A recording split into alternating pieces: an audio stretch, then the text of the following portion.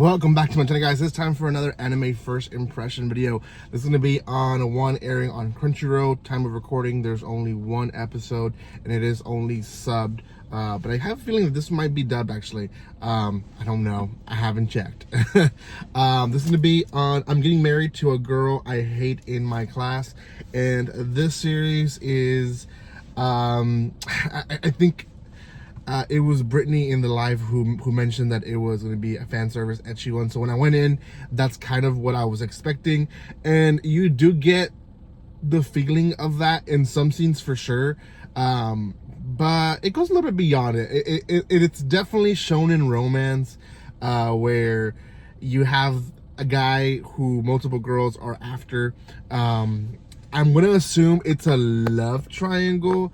There is a third girl, but it's his cousin. So, yeah. Before anything, guys, if you haven't done anything, make sure you subscribe to my channel. Make sure you like and share this video. That helps tremendously. Also, let me know which anime you're watching this season in the comment section below. I'm still traveling. Tomorrow, I'll be traveling back home. So hopefully by Monday, Tuesday, I'll be releasing some videos in my room or in my classroom. So yes, I'm still going to the gym. I'm still recording right after the gym. So it is what it is. So I do appreciate the love and support and the patience that you guys have shown this channel. Thank you guys so much for those that are commenting. I am answering your comments as fast as possible, and much as possible, to be honest. So thank you again, and let's talk more about this series.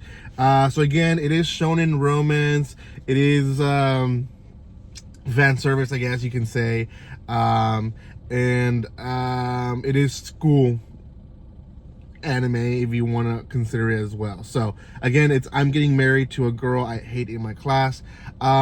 This one actually was a little bit anticipated. I had heard people and share on X and on TikTok this series, so I know for a fact there is a crowd that is was awaiting this series. So it does have a little following already, so I know for sure this one might be top 5 for some people. Not mine in particular. Depending how they move the plot and if I end up actually watching it, I might raise it into my top 10, but I don't see it being my top 5. The story goes as it goes. We get a boy and a girl. So the boy comes from a wealthy family. His grandfather essentially took this company and it was going to be ruined, and he made it successful. So he's very rich now. Doesn't like the protagonist's father, Saito's, I believe is his name. So Saito's father is not really in the picture, so he is the next heir to the company. So grandfather has invested in him as much as possible. And then we have another girl, I think it's Akane. They have like the most typical names for anime, but she her grandmother is not as wealthy, but she is up there when it comes to power.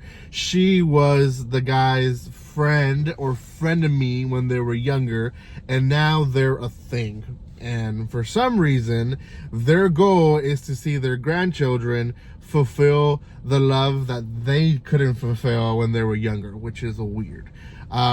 So the episode kind of starts in the middle where them going like, we're not going to talk about what happened yesterday to anyone, and like, yeah, we're not going to do that. And then we go back to how it started, and essentially the boy Saito gets picked up forcefully by the grandfather, and it looks like he's used to it. He used to like basically like grandfather calling and saying, hey, I need you, and him having to follow the orders and just get into the limo. When he gets to the place, there is a girl there, and that girl is a girl that he doesn't really like. He has expressed that she is one of the girls that he detests the most from his classroom.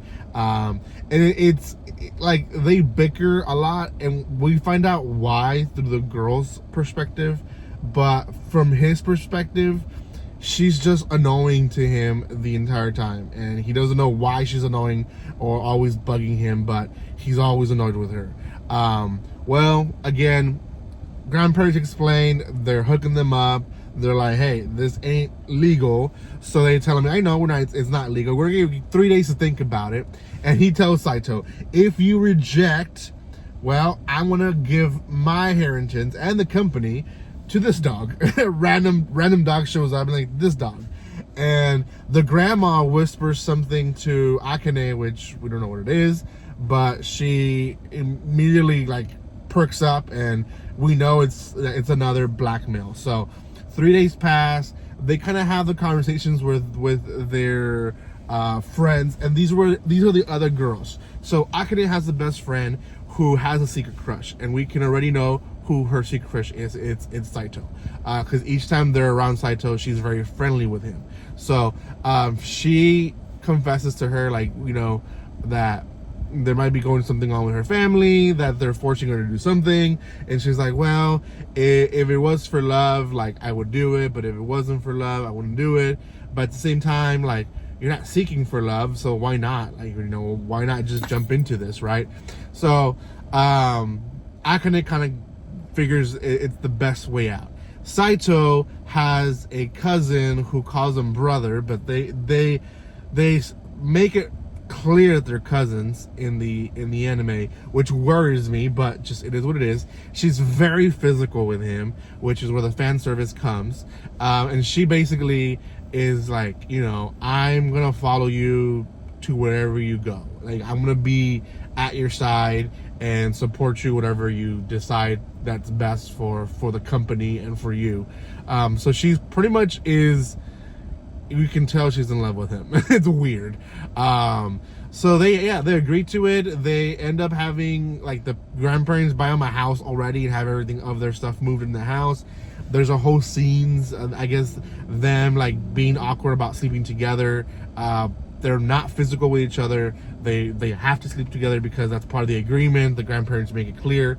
And then the episode ends with them going back to the beginning of the episode, basically promising they're not going to tell anyone about it. But in reality, we know the friend and the cousin's going to find out eventually. So, especially the cousin knowing that living with him, he's missing, so she's going to figure it out.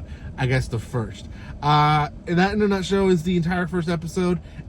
Is it great? I mean, the story is funny, like the forceful arranged marriage, maybe them falling in love.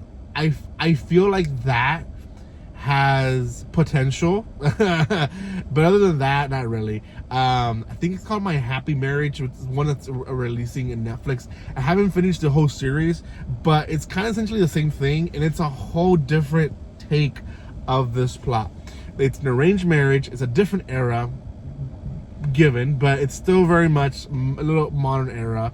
But they're forced into marriage, and they're kind of struggling through it, right? And I really enjoyed the first 3 episodes of it. I'm actually watching the rest of it this week so I can watch the second season, which is releasing later in the month. But yeah, it's a series that, in contrast, kind of the same plot, but this one has a lot of fan service that I can tell it's gonna try to push it to the audience that it's not me. So I'm gonna give this one 6 out of 10. Typical series, typical fan service. The plot might be interesting. Some people might enjoy it. I might watch some of it to see if they actually follow the story better than just, you know, random oops scenes that just screams fan service. But we'll see. For now, 6 out of 10. Let me know what you guys think in the comment section below. I know this one might be a favorite to some, and some might completely hate it. So it's one of those series. Thank you again, and like always, don't be strangers. See you guys.